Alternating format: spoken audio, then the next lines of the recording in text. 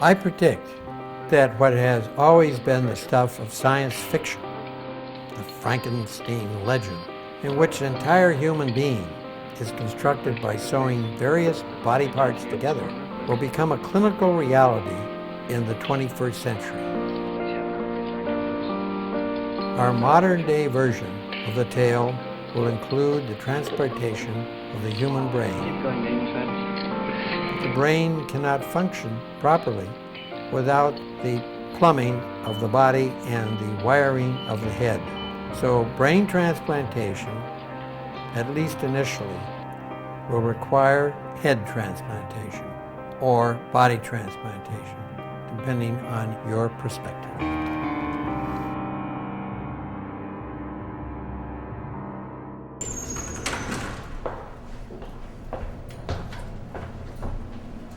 Oh, so where are we headed? The 4th floor. What's there? That's where the lab is. What's left of it? Not very much.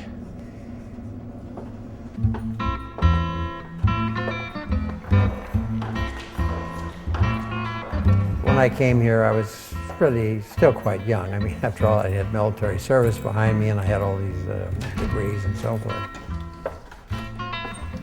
But when I came here, at that time, I don't even think the word neuroscience was more or less around, to tell you the honest truth, because what are we talking about, the early 60s? We are at the Metropolitan General Hospital of Cleveland, where the famous neurosurgeon, Dr. White, has for many years performed his experiments. We're standing in the room where the brain transplant, the head transplant, were undertaken, and so you are, in a sense, in history. He who enters this small laboratory suddenly sees a world of science fiction melt away before his eyes. I had really the run of the laboratories, animals and so forth, and I had the freedom to experiment the way I wanted to do. The isolated brain of an ape lives on for already more than 12 hours. We were able, for the first time, to remove the brain of a monkey and keep it alive with mechanical machinery. The brain stays remarkably active, even if it is only flooded with blood. With these EEG patterns, it showed that there was brain electrical activity.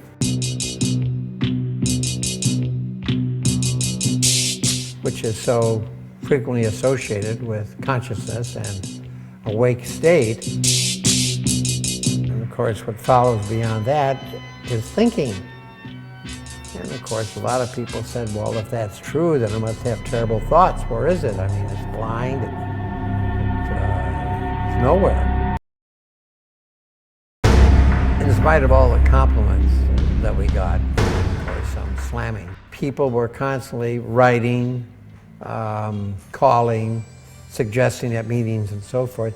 Can't you develop a preparation where you can determine whether or not the brain is awake?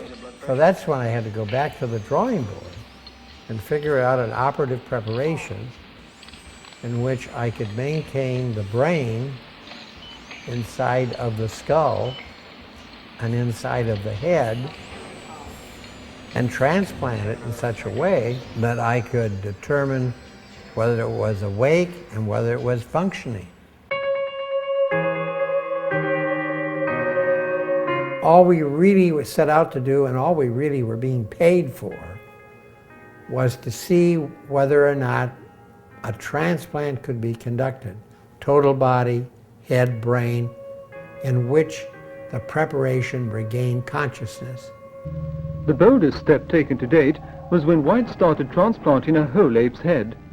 This meant an operation of 6 hours with 18 surgeons, biochemists and technicians involved. We took the B head off and we took the A head and sewed it on the B body. Now you had the head but the brain, and that brain was now supplied, totally supplied, by the body of the new animal. When we saw the electrical activity,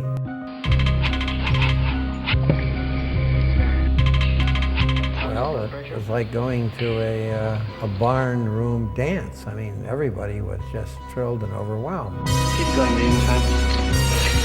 Wet sponge. First target. One late evening, quite late, very late, as the anesthesia wore off, and we looked at the panel of instruments, we suddenly noticed some movement as far as the eyelids were concerned in the animal. And then we noticed some motions of the lips and the tongue. And slowly, this animal emerged from its anesthesia. And we knew that the creature was awake. It began to look at me, follow me with its eyes, blink. I could tell it wasn't a very happy creature. We took the eraser side of the pencil to probe its teeth and its lips, that it was biting on it. And we could tell that if we touched it, it could feel. And we could ring a bell, which it didn't like. And yes, I think we realized that evening that we had done something that was monumental, either good or bad. And I realized, but I didn't talk very much about it, that what we had done for the monkey, we could do for the human. So, as these experiments were carried forth, an entirely new dimension was developing in these studies for me. And, you know, as a Catholic who, as a young man, a young boy really, was an older boy and was raised as a Catholic, in a very intense pattern, I was asking myself the questions. What does it mean to know for sure you can keep the human brain, or in parentheses, even the human head alive, on another body or with machinery? I was talking to John Paul II some years ago. I sort of settled back and said, well, Your Holiness, when we were doing the head transplants, were we transplanting the soul? I see the brain as the repository of the human spirit or soul. I don't know what else it can be.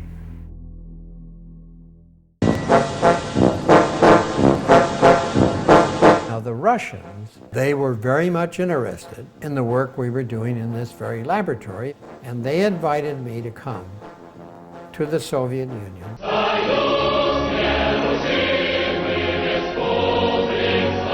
I didn't take up on this. I thought, what in heaven's name do I want to go to this ugly country, for heaven's sakes?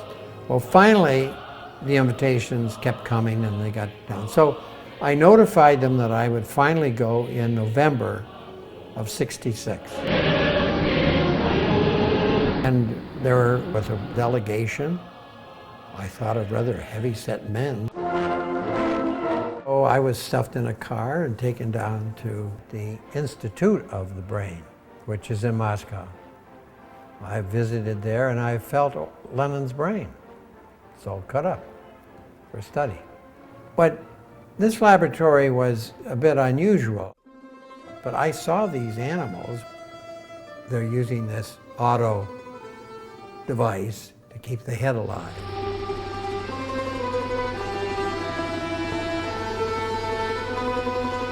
But we had already done successfully our own head transplants, if you like. And I saw at that time the so-called two-headed dog.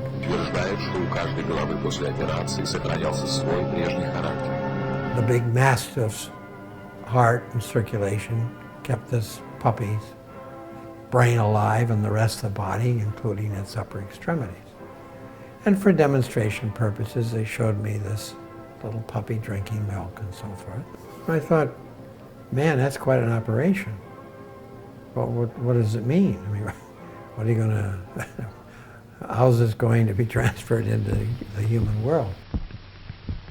This is one of the other reasons the Russians were so interested in the research out of this laboratory, because of this ability to maintain the brain alive for long hours with machinery and to cool it. Is that what they're interested in? Life extension? Oh yeah, yeah. Well, the Russians want to live forever. I mean, according to their thesis, once you're gone, you're gone. The Russians have offered me opportunities to come and do these procedures.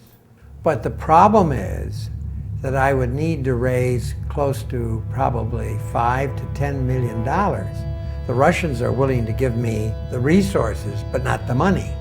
I'd have to buy that and pay my way. My concern is the Russians might do it on their own and will fail, or the Chinese, those wonderful folks, might undertake these procedures themselves.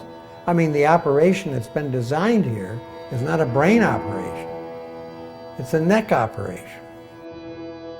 If somebody put down $10 million on the table and said to me, well, there's the 10 million. Now go ahead and do it.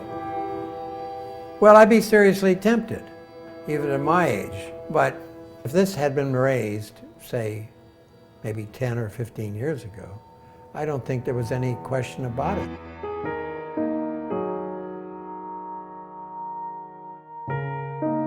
I think to some degree people might say, though, is the tremendous amount of publicity and the tremendous amount of controversy, perhaps, that was generated may have hurt my career, but in what way? Because I've taken on the animal rights people, that would affect my career. In other words, they would attempt to get me fired or get me removed from the faculty of this place and that place. They might even attack my family, directly or indirectly, as they did. I mean, I had people sent from all over the world for me to operate on. I operated all over the world. I mean, my work has been submitted for the Nobel Prize on occasion. I never won it. But gee whiz, it doesn't seem to me you come across an awful lot of people who on one hand have had the applause and approbation because of their scientific accomplishments, and on the other side was looked upon as a superb operating technician. I think that, says a lot under the circumstances.